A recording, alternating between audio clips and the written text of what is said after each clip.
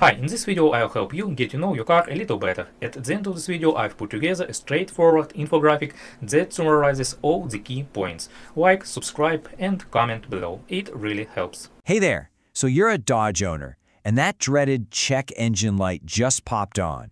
You run the scanner and it spits out this code, P2638. It sounds super technical, I know, but don't worry, we're gonna crack this code together. Let's start the investigation.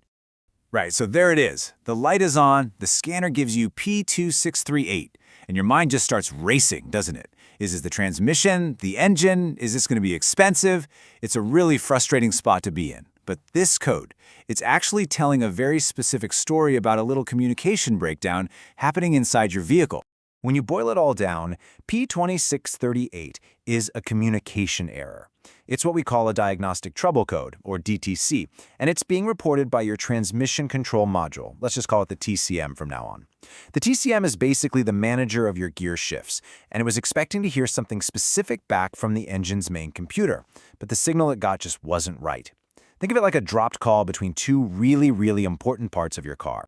To really get what's going on here, we need to meet the two key players in this story. See, it all comes down to this crucial conversation that happens every single time you shift gears. A conversation between the transmission control module and the powertrain control module. Let's break this down real simple. The TCM, that's the manager of your transmission. Its whole job is to make sure every single gear shift is perfectly smooth. Now the PCM, the powertrain control module, that's the brains of the engine. It controls all the power, or torque. So for a smooth shift to happen, the manager has to talk to the brains. And here's what that conversation is supposed to look like when everything's working perfectly. Step 1. The TCM asks the PCM to just slightly reduce the engine's power. Step 2. The PCM says you got it and makes that adjustment. And Step 3. The TCM gets the confirmation and finishes a nice clean shift. It's this seamless little three-step dance, and it's absolutely crucial, not just for a comfy ride, but for the health of your transmission. So that P2638 code, that's what happens when this simple, three-step conversation falls apart. The signal gets lost, or maybe it's misinterpreted, or it's just plain wrong. And when that happens, the system has to throw up a red flag to let you know something is off. Okay, so here's the real kicker. The TCM asks for a specific power reduction, but the feedback it gets from the PCM just doesn't match what it was programmed to expect. It's like asking for a 10% reduction, but hearing back that there was a 30% reduction, or maybe none at all. That mismatch, that's what triggers the alarm. So, if we've got a communication breakdown, the big question is, what's causing it? We can think of this like a little investigation, and we've got 4 primary suspects. We're going to look at each one to figure out who's really responsible for this faulty signal. And here they are, our lineup of the usual suspects. It could be a problem with the car's entire communication network, a fault in the TCM itself, a problem with the PCM, or, and this is an interesting one, it could just be a software issue. Let's break these down one by one. Our first, and often the most likely suspect, isn't actually one of the computers. It's the network they use to talk to each other. It's called the Controller Area Network, or what most people just call the CAN bus. Just think of the CAN bus as the internet for your car. All the computers use it to talk. Now, if there's another problem screaming for attention on that network, it can create a ton of static and totally disrupt that very specific, very important conversation between the TCM and PCM.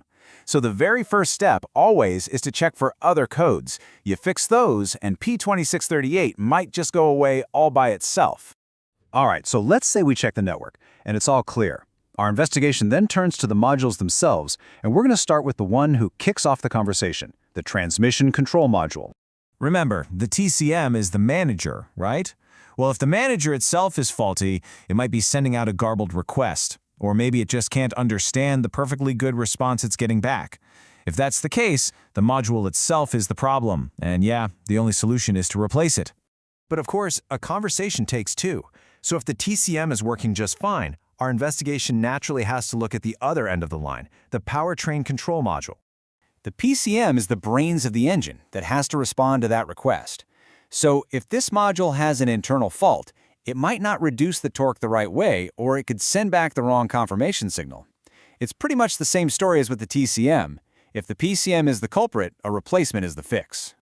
Now, before we just assume a really expensive component is broken, there's one last suspect we have to consider, And this one isn't about broken hardware, it's about confused software.